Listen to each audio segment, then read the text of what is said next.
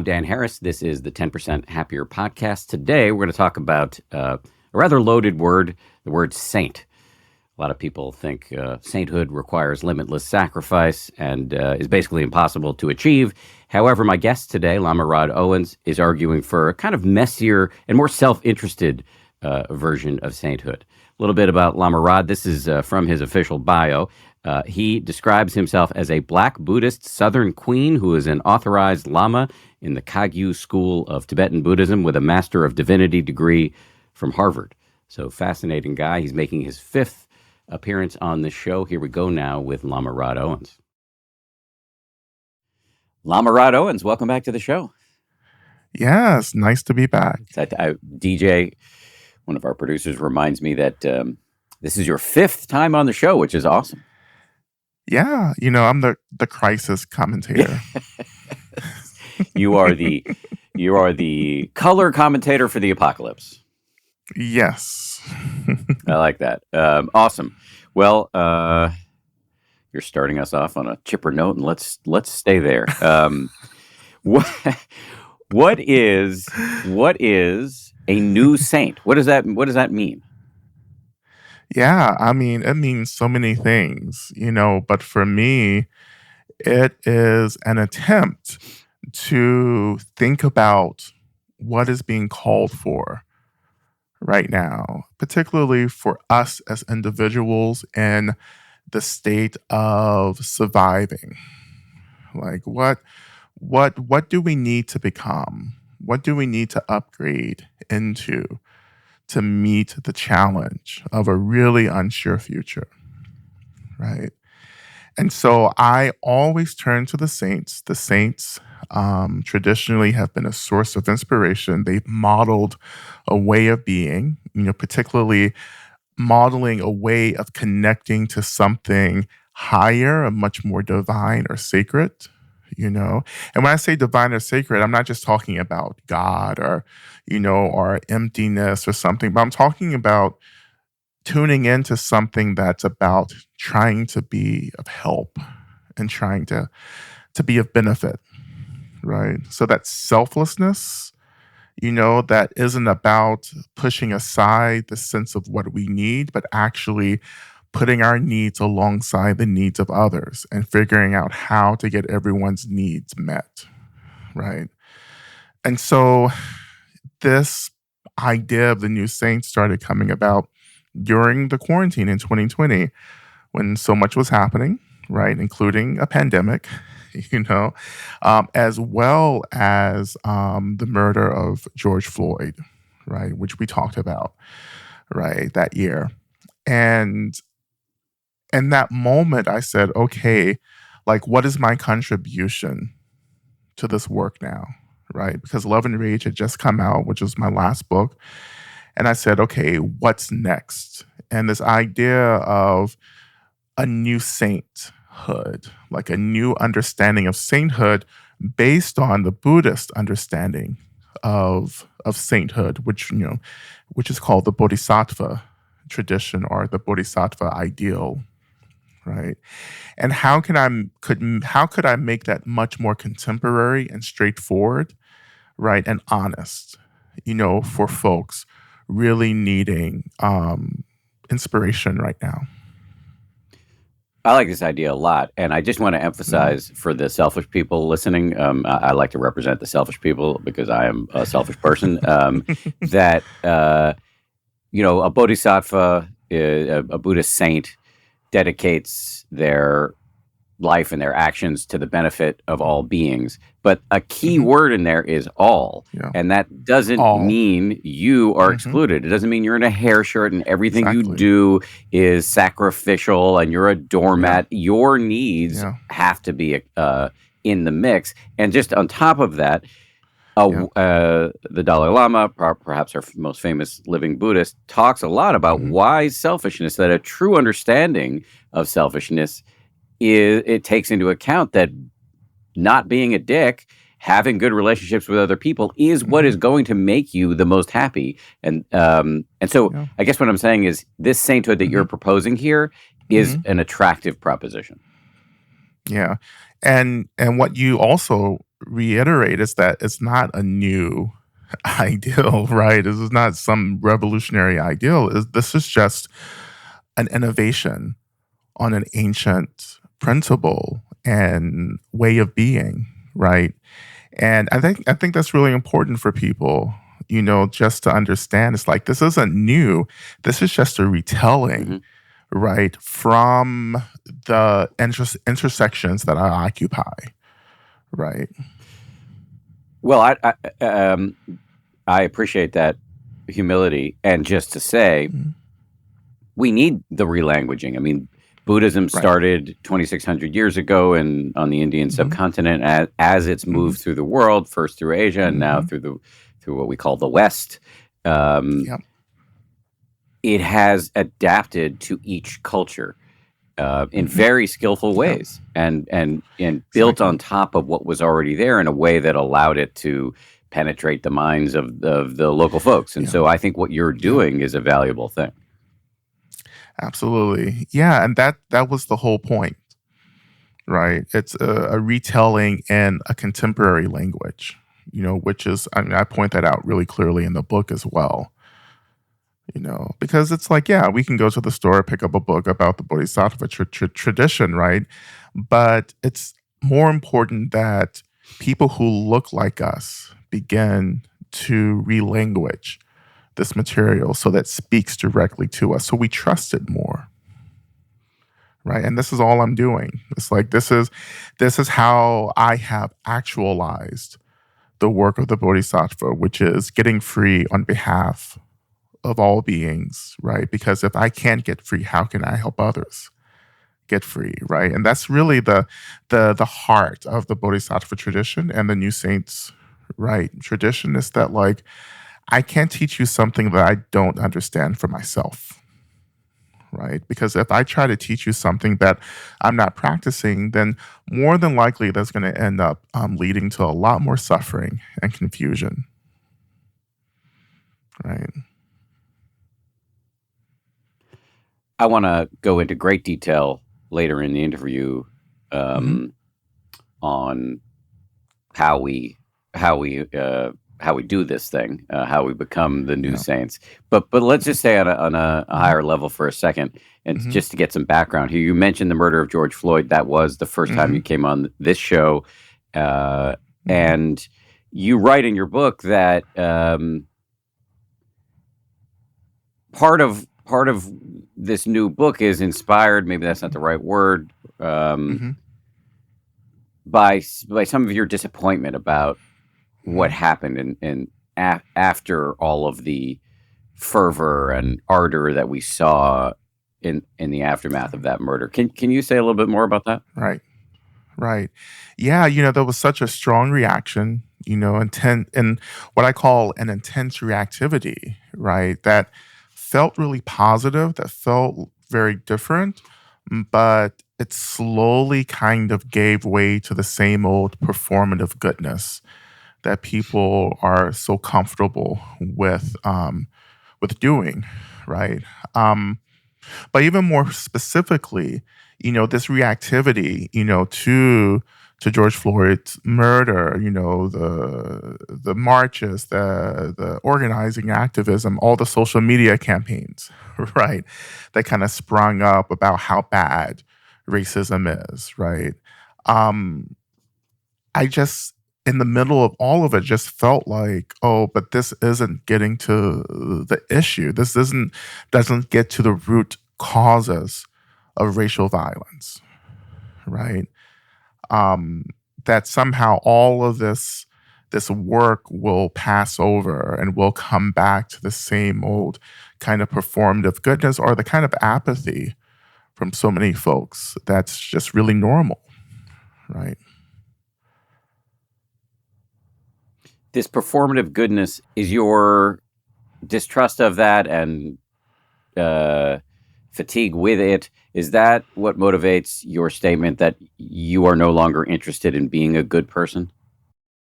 Yes, absolutely. Because for me, goodness is a process. It's something that I'm always earning from second to second. It's never a place that I just land, right? Because if I become a good person, then it's really hard for me to see the times when I am not practicing good, right?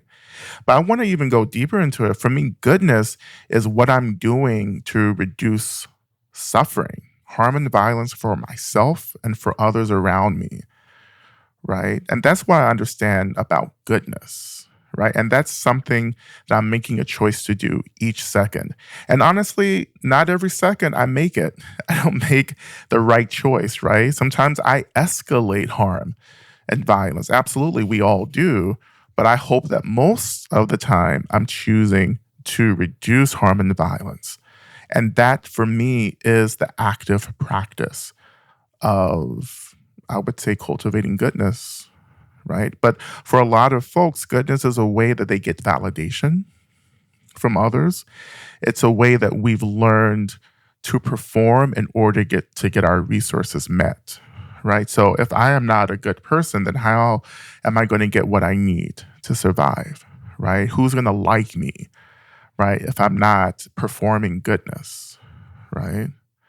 But goodness doesn't mean, particularly goodness in the way that I've just pointed out around reducing harm doesn't make you a popular person either, which is also the struggle here. When I am practicing real goodness, then I will more than likely disappoint people, right? Because my practice of goodness isn't necessarily about making you comfortable, right? It's about reducing harm and violence. And sometimes, we have to disrupt the ways in which we enable people in harmful behaviors, right? And once we start setting the boundaries to disrupt that kind of engagement, then yeah, people are going to be disappointed, and we have to hold that and cut through or actually fall into a deeper embodiment of what it means to practice goodness. Can you give me a sense of how, if I'm practicing goodness rather than just walking around with the story of being a good person or performing goodness, how would that how would that disappoint people? Yeah, because sometimes practicing goodness, as we talked about before, I'm also tuned into my needs as well as the needs of others. And sometimes when I'm practicing goodness, I may privilege other people's needs in a way that bypasses what I need, right? And that could create more suffering for me, right? And so that means that sometimes I have to say, you know what, I can't do this thing for you because I really need to take time for myself, right, to meet my own needs, and, there are a lot of people who depend on us always being there and always being ready to help, right? But then we say, well, I actually can't do that right now. And that creates a lot of disappointment, right? And that can really create some conflict in our relationships, when we're all of a sudden, concerned about what we need, right? And this is important because if I'm not attentive to what I need, then more than likely I start reacting to this feeling of depletion, right? And I can take that out on people. I don't feel like I'm getting what I need because I don't know how to set boundaries to create the space to gather the resources for what I need, right? And then I get resentful when I can't do that and I start taking it out on people that I'm supposed to be helping, right? And of course, so much of this is about learning to articulate what we need and letting go of what many people feel as shame around understanding what our needs are, and then discerning how to get those needs met in a way that doesn't increase or reproduce certain forms of violence and tension in relationships that we're in. It's a relief for me to hear that sometimes you act out because your version of sainthood does not preclude continuing to be a fuck up. Like that makes it more approachable. Like I can still, it's not perfection what you're trying to get us to engage in here. Yeah. And I think perfection can be quite violent for us because perfection is weaponized against us, right? To try to actualize a way of being that's actually quite impossible, right? And if you study the lives of different kinds of saints, you realize there's a lot of stories around saints being human, which is how saints start as human, right? And they continue as human, right? As long as they're embodied in the world, right? But we have to let go of this idea of trying to achieve perfection, right? It's just a source of suffering, right? And how can you possibly engage in a path where the most ideal expression is this level of perfection that no human has ever actually achieved? Right? Jesus was knocking over tables in the marketplace, right? The Buddha stepped on an insect. I mean, it's just like you can find examples where these great saints and spiritual leaders did something that wasn't that saintly, right? I mean, this is a problem in a lot of contemplative or spiritual traditions where people venerate the teacher to the point of perfection, and then the teacher lets them down, and the whole thing crumbles. And it's inter and intrapersonal violence. I think this idea of perfection. Yeah, because we get so wrapped up in wanting a teacher to be perfect because it helps us to bypass our own imperfections. Right. And of course, there are teachers who actually get off on that. So they love it when students and people are just portraying them as perfect because that really enhances their authority over people. And through that authority, they're able to get all of their unmet needs met. Right. And this is why, for me, this book is so important because I don't write this book to look good. I think it's obvious by the time you get to the end, I'm really not interested in you thinking that I'm perfect or a really great practitioner. I'm really interested in you understanding that it's our humanness, right? Our emotions, our sensations, everything that comes up for us, that we're trying to develop a really spacious, fluid relationship to everything that arises for us. I'm not trying to control the thing. I'm trying to offer space to the thing so I can transform my relationship to it. Right. Yeah, I have all kinds of thoughts coming up in my head, and they're not always good. Right. Especially right now, there are a lot of people that I would prefer not to be on this planet right now. Right? Because they create harm. When you say right now, are you referring to the person you're talking to right now? No. Who would ever have that kind of thought against you? I got nervous when you said especially right now. I was like, oh shit. Well. But now, like, just in the world, just like, God, wouldn't it be great if so-and-so wasn't on the planet? I don't think that's a really great thought. But then again, like, I'm not trying to get rid of the thought. I'm just trying to say, you know what? I don't have to react to that thought, actually. It can be there, but I don't have to react to it. And for me, that is the heart of meditation, right? Is acknowledging, naming, and allowing, and then moving from reactivity to response. Yes. Instead of reacting, I'm going to respond. And holding space is a response. Yes. Right. Yep. I mean, that to me, I mean, that is the pitch for mindfulness and insight. You can sit down, close your eyes, watch the full catastrophe arise in your mind, all the desire for Pringles, all the plans for selective homicides that you're going to commit, and all of that comes up, and you don't have to engage with it. You don't have to deny it. You're just you can sit with a sort of half smile on your face and watch it all come up, and all of that deconditions your habitual responses to external and internal stimuli, and that's the value of the practice, or one of the big values of the practice. I do want to. You mentioned your book. I do want to talk about your book and maybe get you to talk about a few specific points. And I'm reading. I'm going to read this passage back to you and get you to respond, because I do think it fits into the relanguaging that we talked about at the beginning here. That what you're trying to do is to take this ancient, millennia old idea of the bodhisattva or the Buddhist saint and put it in language that we can relate to, with some humor and some self-disclosure. And again, listener, we are going to get to the how of this later, but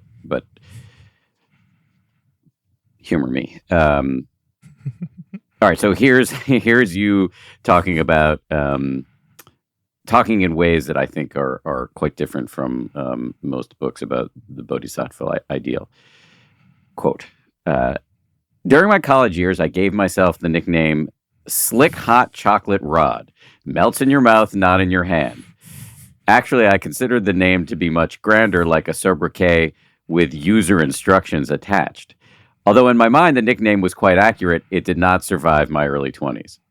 These days, although I fantasize about going out to the clubs or having random hookups and engaging in wild, uninhibited group sex, there is nothing more exciting than a nice quiet dinner, a glass of sweet red wine, a few episodes of The Golden Girls, and a late night pipe of tobacco. Sometimes I think I'm a modern day hobbit. I'm also a holy man, or more precisely, a lama, a Tibetan Buddhist title I earned after spending a little over 3 years in silent cloistered retreat.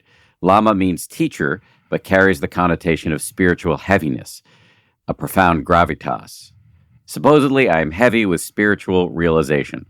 When I tell people I'm a lama, they ask, oh, like the animal? In my mind, I respond, no, like fuck you. Maybe this response, though not voiced, isn't so spiritual. All right, so that's one of my favorite quotes from the book. What do you think as I read it back to you? Me too. I mean, it's the truth, right? And when I started writing the book, particularly the prologue, I said, if I'm going to do this, I'm going to tell the truth, right? I'm going to tell the truth about how I'm showing up in this moment, who I am, right? I'm going to tell the truth about how I'm tired of that fucking joke. Like, it's old now, everyone. It's old. Get over it, But yeah, like it's you have to know that I am like you, right? And that you're like me. And this is a pivotal, imperative point of this book. There can be no gaps, no valleys between us. You should be able to reach out and touch me, right? And yes, I do have these deepened capacities because of years of meditation, right? I can do certain things, which I talk about in the book, right? But that doesn't mean that I'm special. It means that I have done the work, of learning about my own mind and body, which I talk about throughout the book, as well. But yeah, like, it's so important that we come into like a multi-dimensional expression, right? I'm not just a Lama. I'm not just Black. I'm not just queer. I'm all of this together. And this is what it looks like when I'm practicing all of these desires and identity locations together, right? I am a sexual being. I have, I can tap into a lot of erotic energy, just like many people can do that. And that energy, right, and the practices and expressions of sexuality are also sacred and holy as well, right? I have to name my desires in order to transform my relationship to them, right? And as I say in the book, there's no liberation without telling the truth, right? And this is the truth, right? I will probably sit in front of the TV and watch The Golden Girls tonight and have a glass of wine, and a little pipe of tobacco, which is more, as you will see, read in the book, is a spiritual practice, that I've been taught, to offer tobacco to the land and to other unseen beings as well. But like, that's who I am, right? And I put it up front so you can make a choice as to if you're ready to take this journey with me, through this book, because this is just the beginning. The prologue is we're just making our way up to the top. It's like being on a roller coaster. Like, you have to make the climb up to get that momentum. So when you start going down the hill, you are speeding through, the track. And this is what the book is. So if you're going to hang with me, you have to be sure at the beginning, because I'm giving you all the data you need to trust me or not. I think you said something about right there about unseen beings, and that reminds me, because in the book there are all these references to the divine, to spirit worlds, other realms of existence, ancient magic, forgotten gods. So is that all poetic language, or do you actually? No. Okay. So tell me more. No, absolutely. I can absolutely believe in everything. It's there's very little that's poetic in this book. I actually mean what I say, but it can be hard if we're not coming from that kind of framework, but for me, I live very closely with unseen beings. My home is populated with spirits right now. They're around me right now. The land is populated with all kinds of beings. I talk about Confederate soldiers, because I live in Atlanta, which is traditionally Cherokee, Muskogee, and Creek land, right? But I live around all these energies and these beings who are still connected to the land, right? That I can feel and in some cases see, but always interact with regardless, And this is part of, for me, a way to decolonize so much of even Western Buddhism, including contemporary mindfulness, right? For me, remembering that it's not just me or us in this particular realm, that we're a part of this, what I call a sacred or spiritual ecology. There are multiple beings arising around us and us, right? And that we've lost a vital connection to these beings, which I think, partially has contributed to the kind of collective suffering that we're moving through. We've lost connection and belief, right? How do we get connection to these unseen beings, and what do we do with the part of the voice in our head that might be saying, well, this is religious folklore? Yeah. Well, I think for some of us, that voice is part of the ways in which we struggle as colonized people, as colonizers and as the colonized, right? To disrupt a belief in the unseen world is to limit one's agency, right? Because there is great agency and power if we connect to the unseen world, including our ancestors, right? And deities and so forth. But when those voices are coming up, and it had for me, for many years, right? I just allowed myself to get curious. Like, I was like, okay, what if this is actually true? How can I actually find data to support this? Like, who can I talk to? What do I need to read? And that was a process I began in my early 20s, with the help and support of many people and thinkers and practitioners and so forth. And slowly I began to collect this data and have these experiences of really beginning to understand that I wasn't alone, right? That I was moving through this ecology with other beings, and that we impacted one another. There were things that were happening in my life that really were the result of these unseen forces and beings around me, right? And the more I began to pay attention, the more I could disrupt, some of this impact by developing a relationship with these energies and these beings, right? Learning how to set boundaries, learning how to have conversations, learning how to, benefit, to help, in ways that I could. And that began to transform my life, right? And I became less afraid of living, right? And I felt like I could ask for help whenever I need it, right? And that, of course, for me is the foundation of my practice, like deep devotion to ancestors and to deities and to other, kinds of unseen beings as well.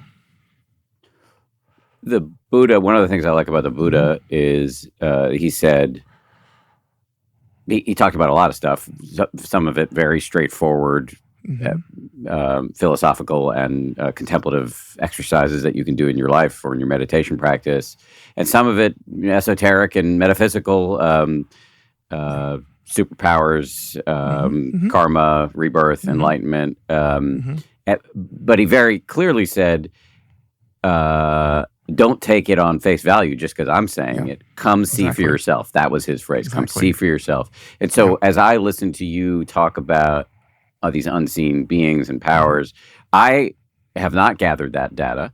But I suspect what you're saying, but you'll correct me if I'm wrong, is that, you don't let your lack of data or lack of belief in or experience with these forces, beings, phenomena preclude you from following my advice about becoming a new saint. Yeah, because that's part of the path of becoming a new saint, this connection, right? But I really believe that the full actualization of the new saint is really rooted in developing a relationship with the unseen, because I think we have to die. Actually, I know we have to die, right? And that is an experience that is really a transition from the seen into the unseen, right? Is an energetic transfer, perhaps, is one way we can talk about it, and I want to understand that now instead of waiting to the moment of my transition to figure out what's happening, with things that I'm not seeing, or sensing. But for me, it's always been important to know, right? And I think that not knowing can really contribute to a lot of suffering for many of us. We feel victimized. And that's exactly how I felt early on in my life. I felt deeply victimized by forces in and around me that I maybe wasn't getting all the tools and resources I needed to work with. And this is what led me into Buddhism, actually. It was this treasure trove of methods and tools to figure out what's happening, right? But just to clarify something for me, because I can understand how you would feel victimized by unseen forces and that are social, cultural, economic. But are you also talking about beings on other realms of existence? Yes. And you are. Exactly. Okay, absolutely. So how does one come to know, and again, I'm asking this from the question of a respectful, friendly agnostic. How does one, you're talking about gathering data, coming to know these beings, that how does one even begin that process? Yeah. Well, it's reading, first of all. Like, it's reading, about the lives of, people who had deeper experiences with the unseen. I wasn't fortunate not only just to read, but to start developing relationships with people who were mediums and psychics, right? And intuitives, right? And my relationship with them began to kind of highlight parts of my life that had always been confusing, but they began to show me all these different forces working. And so I took that information, that data, and I began to test it out for myself. Like, what's actually happening, right? Who's here, right? And it literally, in terms of conscious beings around us, it just really began with openly and honestly talking.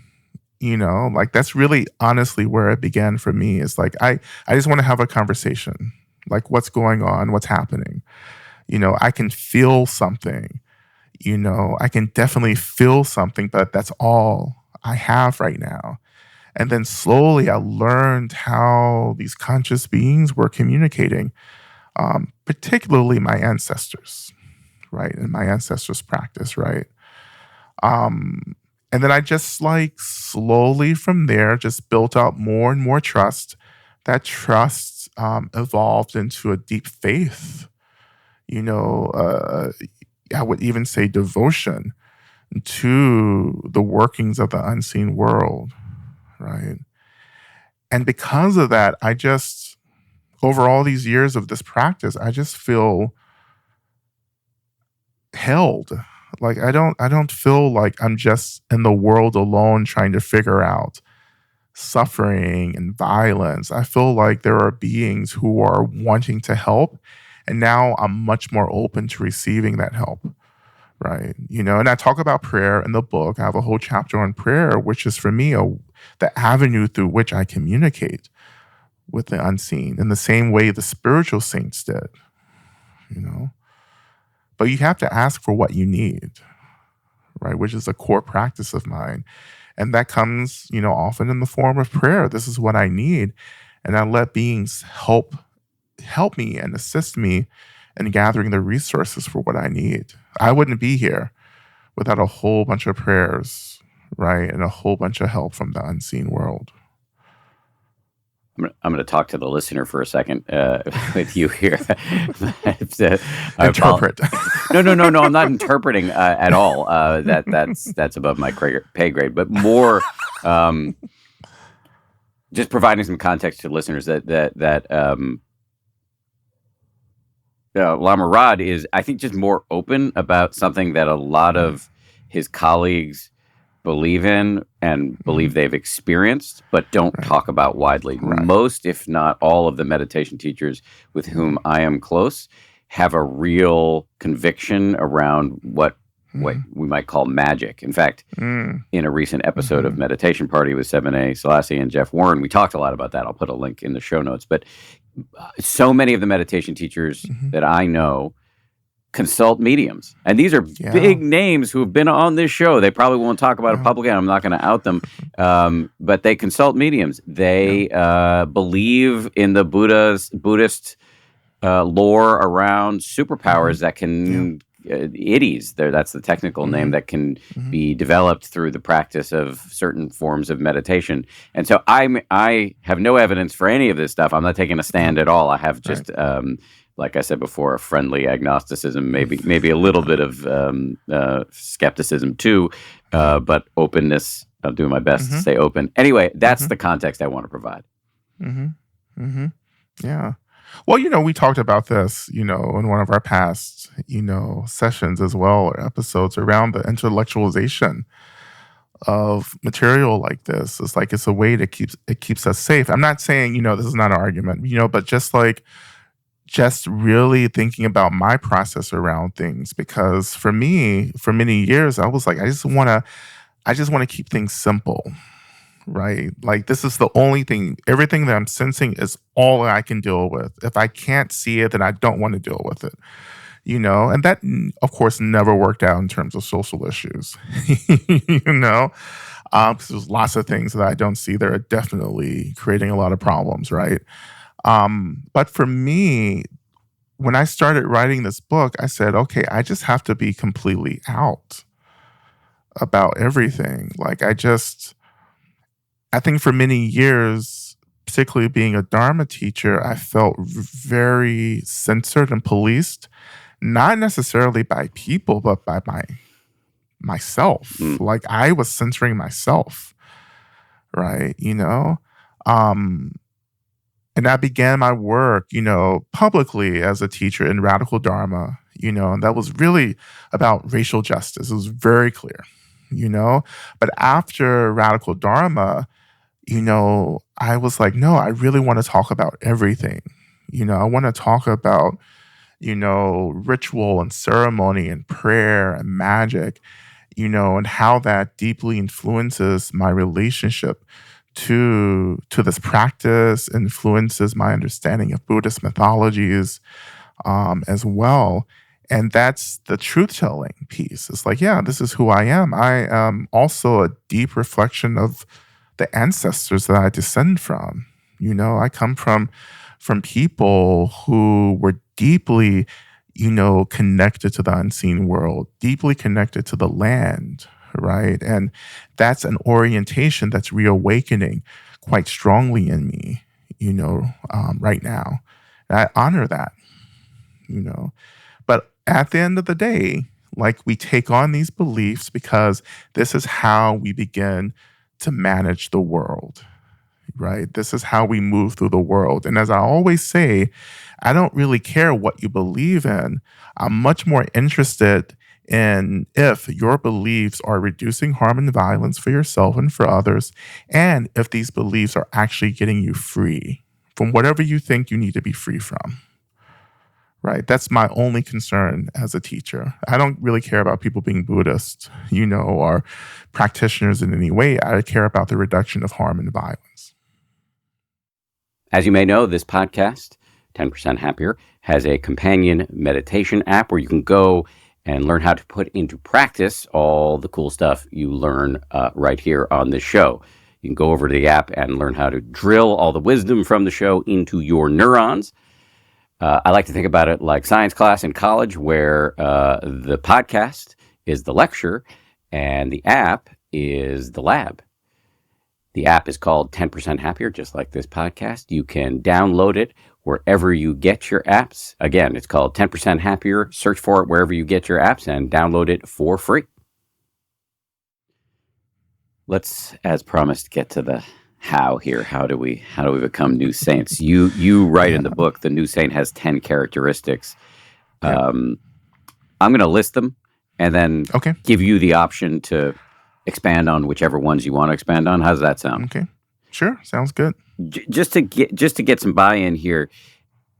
This is not like some simple 2-part recipe that you're laying out in the book, and I don't want to force you to recapitulate everything in the book. So, in what time remains, I'm going to try to work with you to cover some of the salient points. And if I don't bring you somewhere you want to go, please just go there.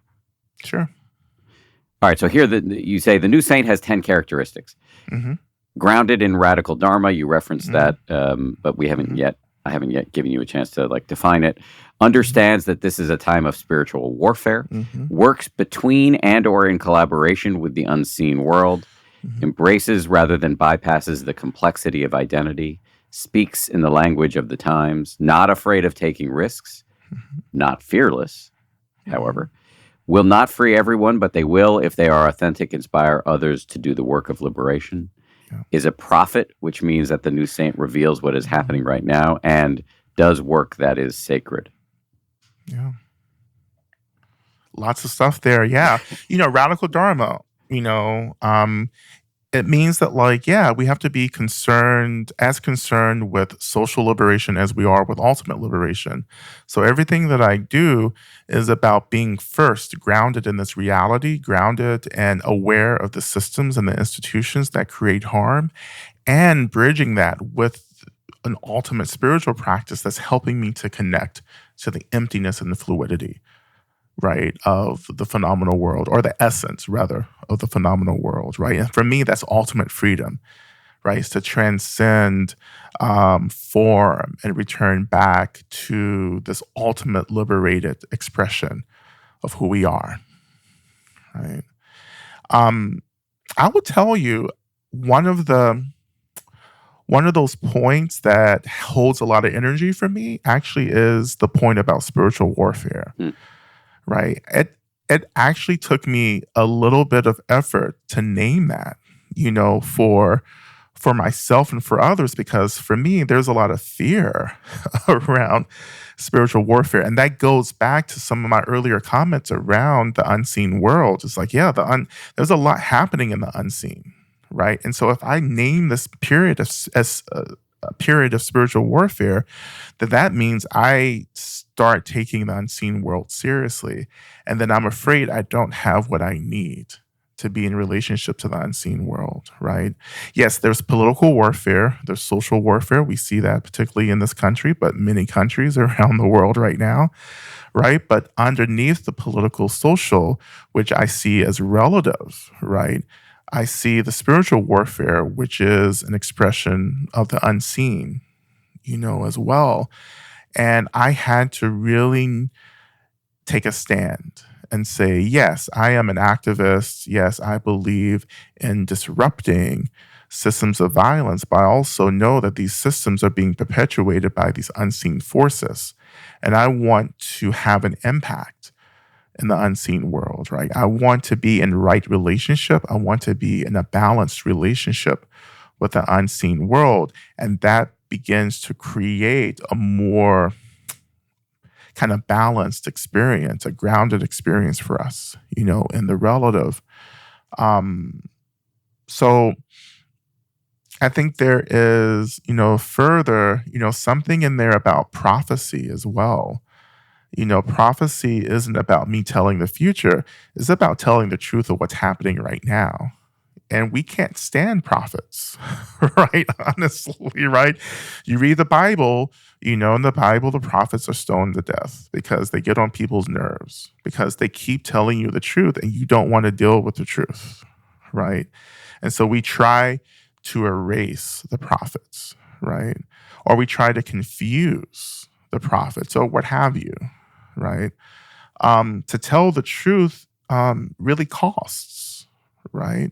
Like it's going to cost something to mirror back to people the suffering that they're trying to avoid, right? It's better to erase the prophet than to actually do the work of tending to our own suffering, right? And I think that's especially true of the anti-transgender legislation that's happening everywhere, that people would rather erase transgender folks instead of beginning to do the work of understanding that we can be free from binaries, that we can choose to embody a way of being that's much more fluid and open and more spacious, right?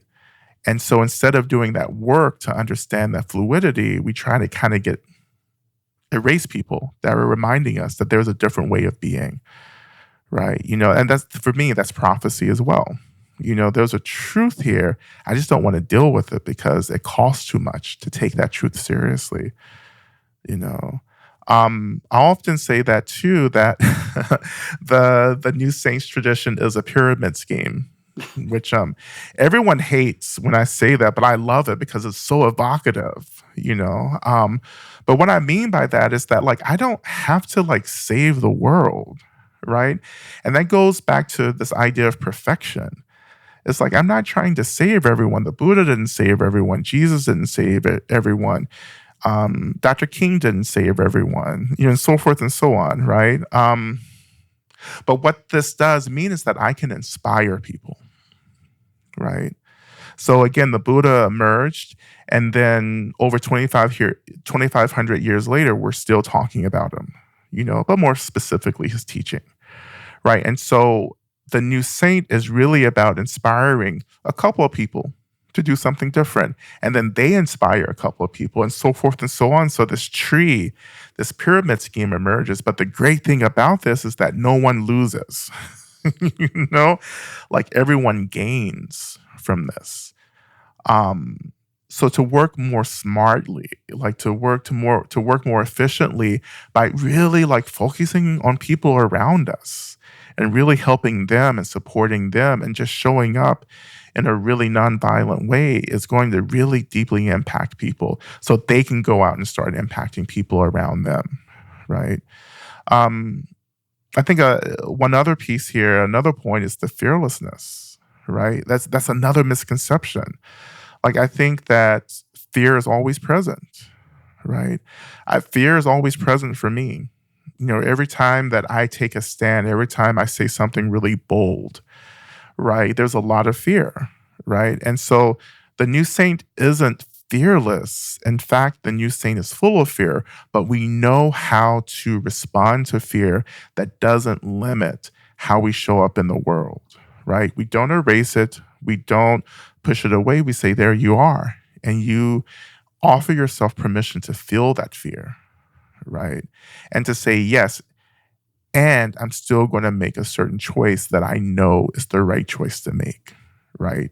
Because I know also that my practice will be able to negotiate or to hold the consequences of this action. And that's what training that I received as an activist, right? Like, we never went into a situation believing that we could leave or we would leave without consequences. There are always consequences, right? For setting boundaries, for standing up for yourself, right? But I can hold that. I can deal with that, right?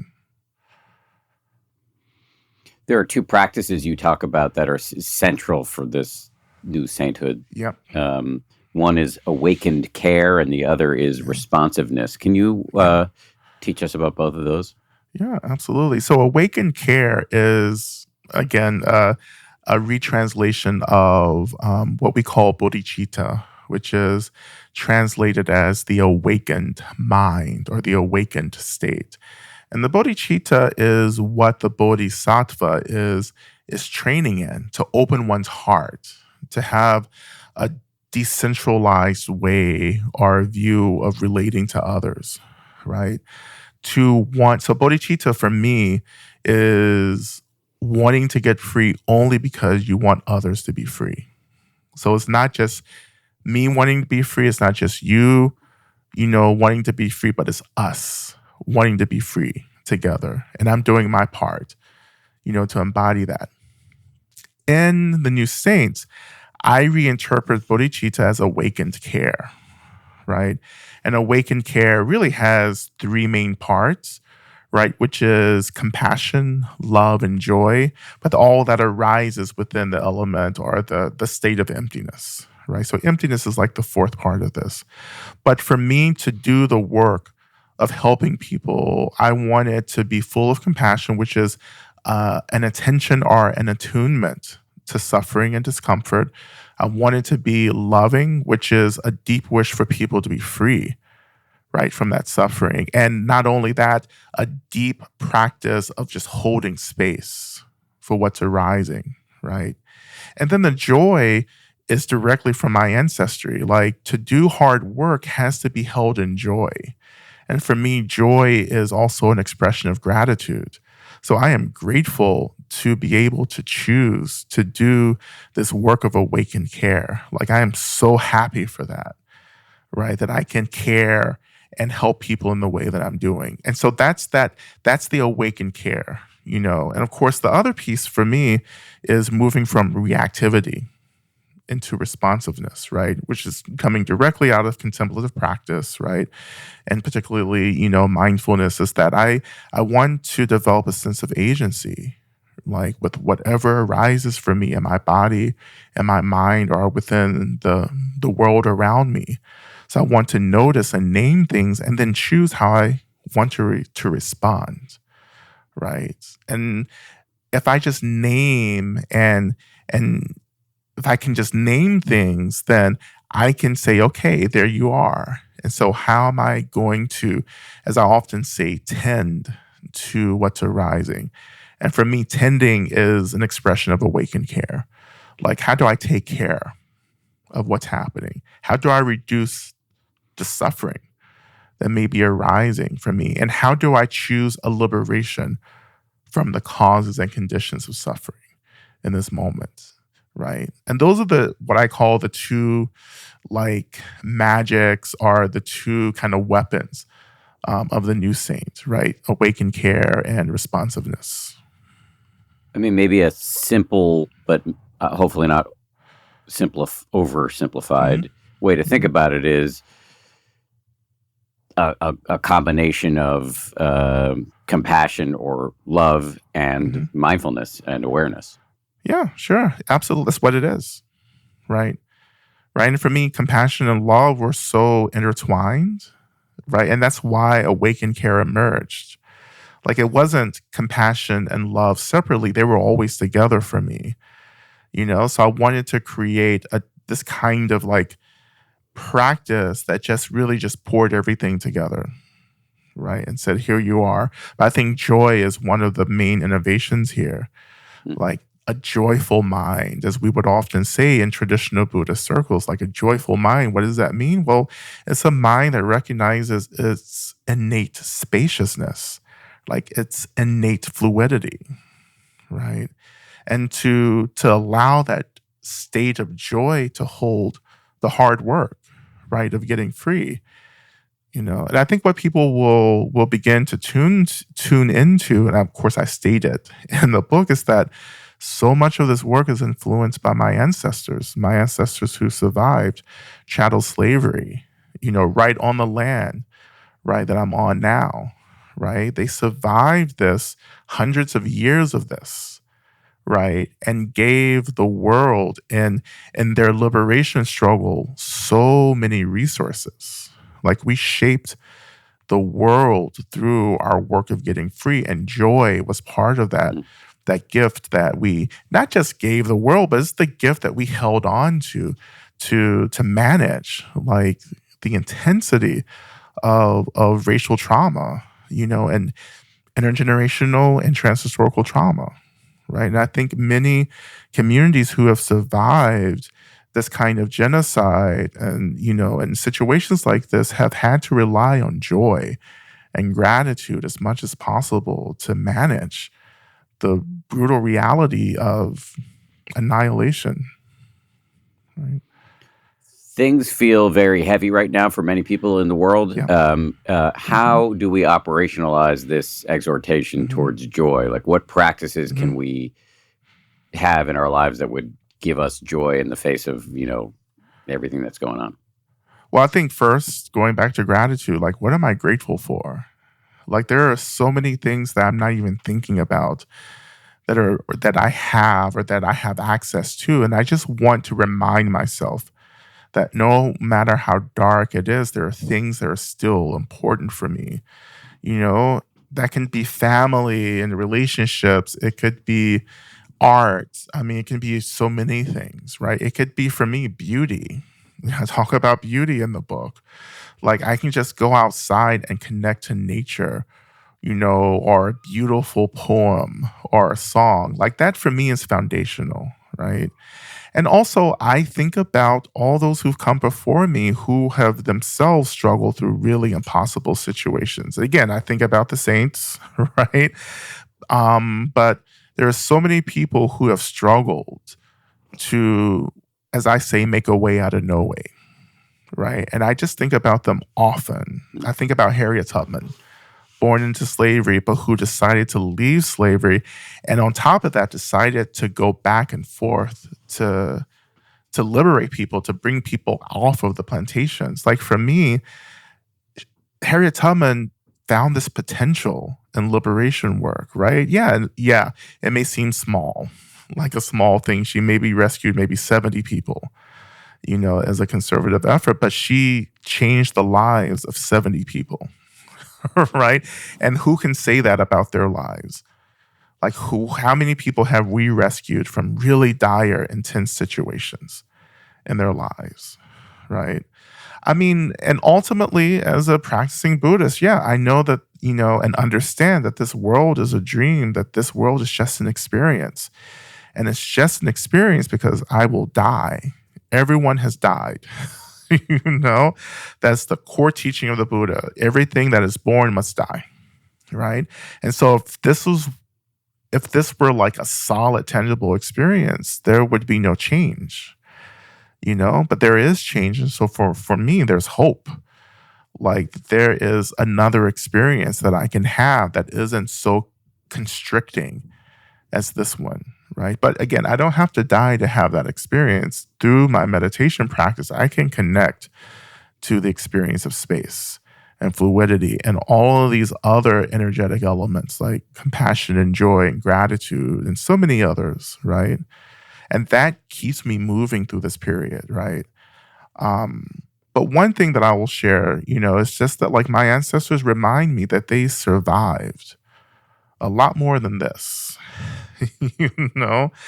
and that actually keeps me going, like, every day. Like, my ancestors survived a situation that people weren't supposed to have survived, and many didn't, right? Their survival created the causes and conditions for me to be here, right? And for my family and my community and so forth. And therefore, it is part of my moral obligation to continue this liberation work, not just to survive, but to thrive, right now, right? And I thrive by connecting to all these energies and states of mind that I just mentioned, right? And yes, I will die, and I'm not so afraid of that anymore. But I think people are feeling a lot of tension because of how climate change and and the political unrest and war and so forth really speeds us up towards this experience of death and dying, right? And so it's like you're pushing away death and dying, but it's coming every day, right? And that creates a lot of tension that can result in a lot of anguish, a lot of anxiety, of course, intense fear, right? Rage, anger, disappointment, despair, all of that, right? I'm being slightly interrupted by this feline that is on my lap here. But if I'm hearing you correctly, one practice we can do is to tune into the fact that several things can be true at one time. We can be in the middle of a climate catastrophe, and the existence of cats is undeniable. And there you go. And you need to tune into the positive stuff in order to deal with the difficult stuff. Exactly. It can't be one or the other. It has to be both together, because that is the truth. That more than one thing is happening at once, right? What other practices? I mean, there's a lot in this book. What other practices do you specifically recommend for people to engage in order to, pursue this kind of eminently doable version of sainthood that you've laid out for us? Yeah. I think a big thing for me is returning to the natural world, right? And I have a chapter in there about the earth where I present this practice that's really about how do we start tuning back into the earth, into trees, into plants and so forth, into the wind, into the water, into fire, like reestablishing a relationship to the elemental world or the natural world, knowing that the natural world can actually can support us quite a bit, right? Not just to feel better, but I believe that a reconnection to the natural world is an antidote to climate change, because we begin to to become more sensitive again to the expression of the natural world, to the elements, right? We live in such a disjointed relationship with the natural world, particularly the earth, right? Like we don't feel the earth as living or as vital, but we see it as a resource to dominate, right? And that's just another expression of colonialism, right? The natural world, the phenomenal world, is there to be dominated by those who have the capacity to dominate, to start to disrupt that and to move into a much more harmonious relationship with the natural world that has always been maintained by many indigenous communities and cultures around the world,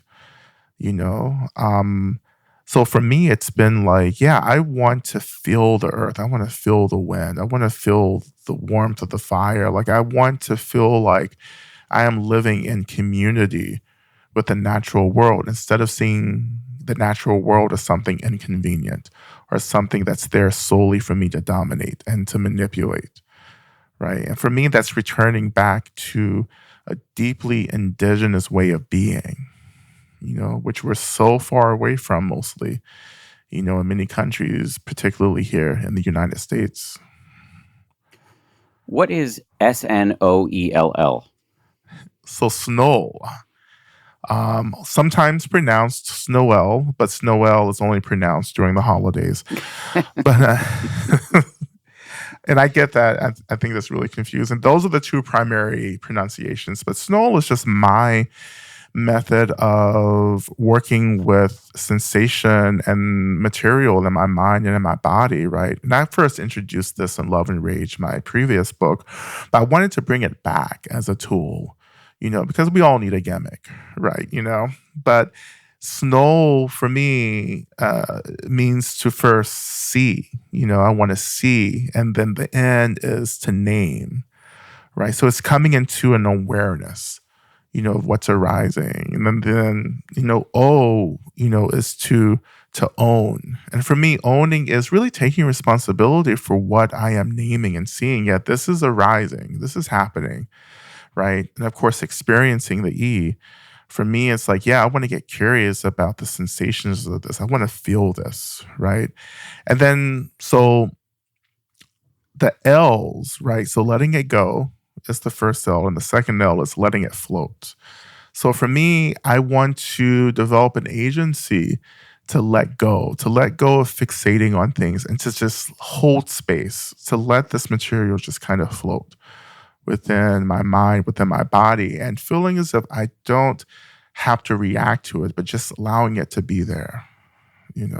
It's getting us to this point of holding space for whatever arises so that we can therefore practice clarity and choose how to respond to what's arising. So do you recommend Snow or Snowell as I imagine it's both something you can do on the cushion while you're meditating and in your free range life? Exactly. I do it all the time. I think we are doing it all the time to an extent.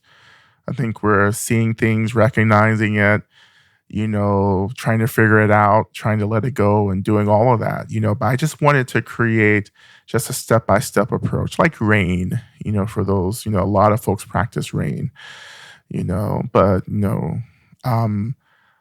Snow came out of working with activists, actually. So it wasn't something that I created on my own, but it came out of working with activists who were trying to adopt contemplative practice into their work. So see it is just notice anything that's coming up in the mind. Naming it is giving it a label. Owning it is accepting that this is what's here right now. Experiencing it is, allowing yourself, if it's fear, anger, whatever it is, to just to actually be with whatever's coming up. Letting it go is, well, that's where I could use some help. The difference between letting it go and letting it float. Traditionally, letting it go is not reacting in our habitual modes of grabbiness, revulsion, or denial. And then letting it flow is just continuing that. So letting it flow is just a reminder. And that's, for me, really important, because I can let something go, then all of a sudden I'm right back on top of it. Yes. So then I tell myself literally, okay, just let it float. Like clouds passing through the sky, let it float. Let that anger float there. And that's going to get me into really experiencing the hurt beneath the anger. As I talk about in Love and Rage. Okay, so you have this new book, and you're urging us all towards this ancient but revivified, hopefully, ideal to live, what you might just call the good life. Under a really wise understanding of the good life. It's not about accumulation alone. It's about being useful to yourself and others, being helpful. How optimistic are you that people are going to do this, and that enough people will do it in order to avoid so many of the calamities that seem to be hurtling toward us? What's your prognosis, I guess, for humanity? Yeah, I mean, this book isn't going to stop anything. Like I said before, my only goal is to just help as many people as possible, and inspire people. That's really all this book is for. But, one of the things that we have to negotiate is that, there are things that will happen, right? There are things spiraling towards us that will actually land, right? And how do I make sense of that? And how do I actually understand that this world, this life is just one experience, right? That there are all these other experiences, and we know that primarily because we will die, and transition into a whole other experience, right? We do what we can, but also understanding that there are things that have been set into motion that I will not be able to prevent, right? But I do, and we all can actually develop a practice to hold space for what's arising and what's happening, and that in itself will begin to disrupt the greater impact of these issues, right?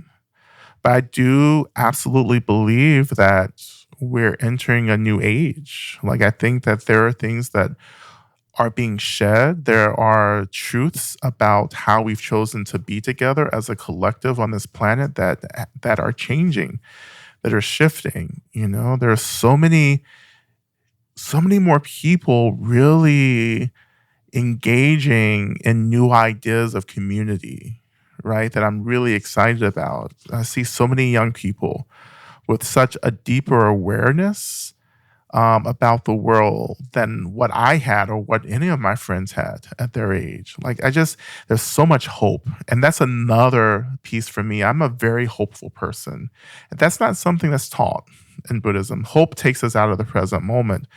But for me, because things are always changing, I am a hopeful person. Like, if I really engage with showing up in the moment and making choices to reduce harm and violence, then the future will change, right? And the more of us who are engaged with that, the more we'll see a collective change as we move into the future, right? But everyone has to do their part. So this is my little piece, right? And you're doing your piece as well through this platform, right? And so many of our colleagues are doing their piece, right? And that's the best that we can hope for, right?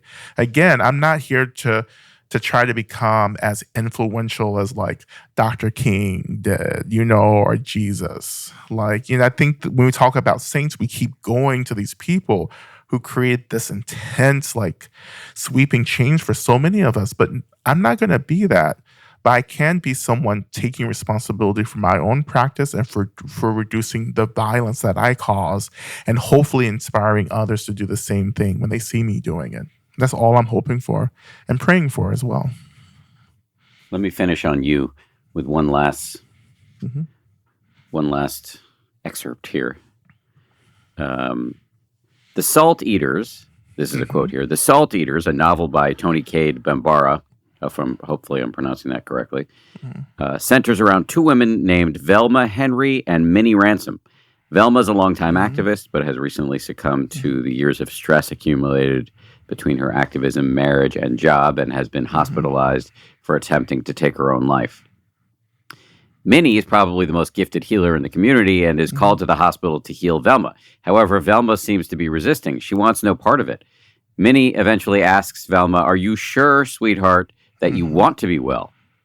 Just so's you're sure, sweetheart, and ready to be healed, because wholeness is no trifling matter.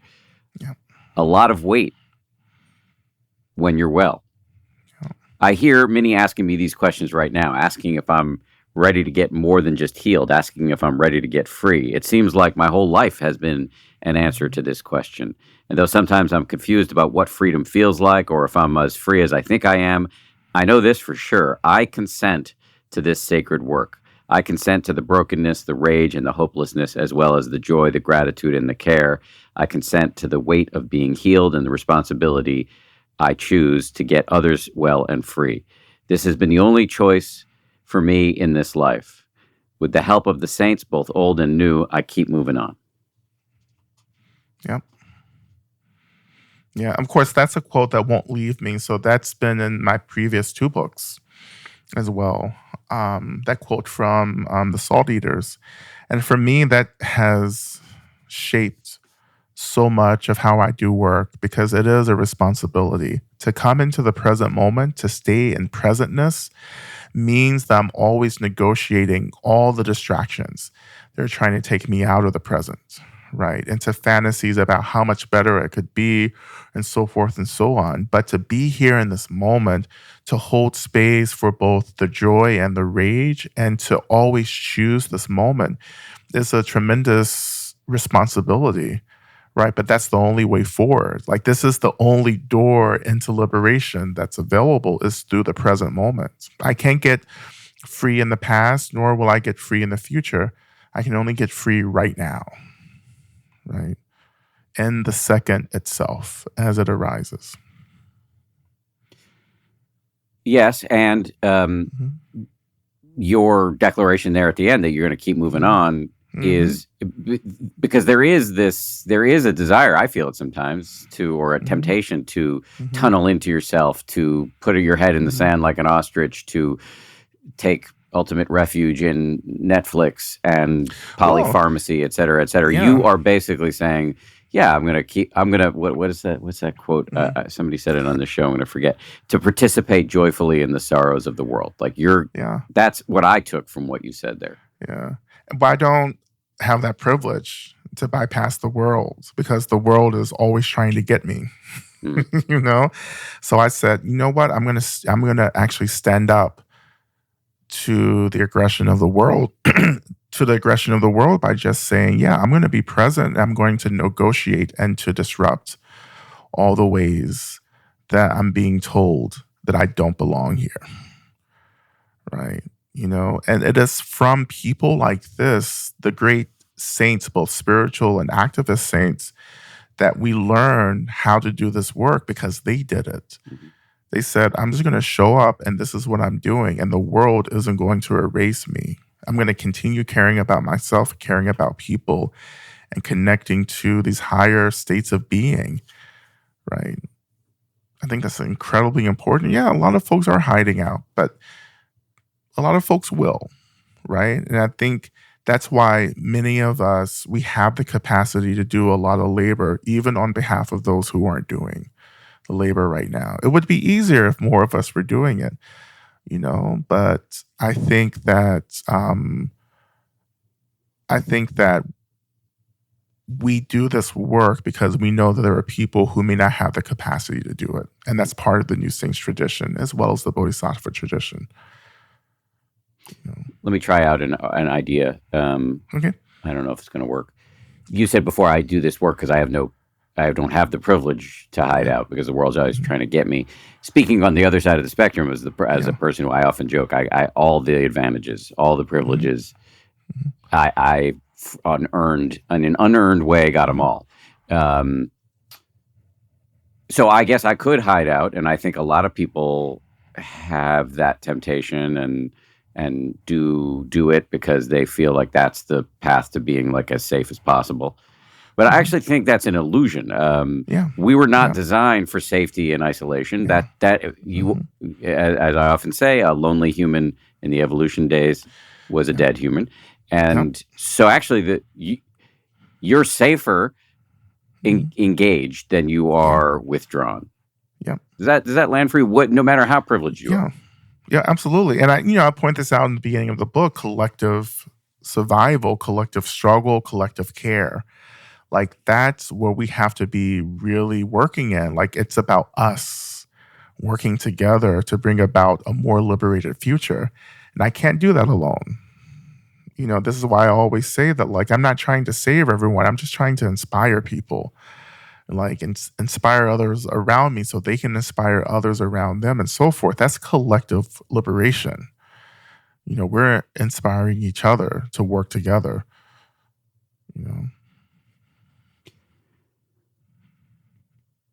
Anything that I should have asked you, Lama Rod, that I failed to ask? No, I think this is pretty good. Yeah, it's lots. This book is full. So there's no way that we can get to everything.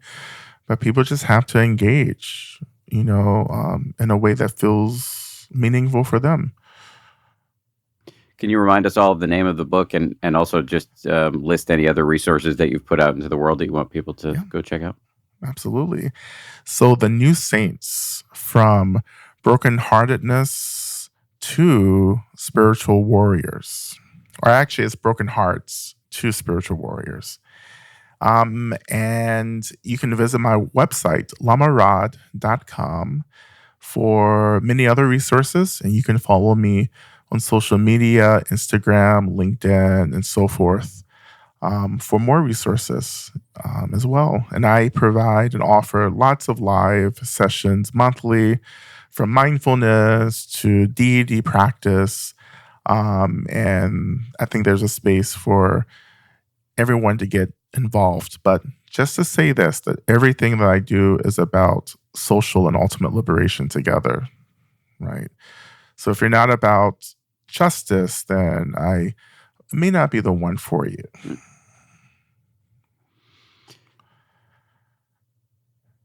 Well, I'm a huge fan, and I'm grateful to you for coming on so many times. And congratulations on the new book. And thank you again.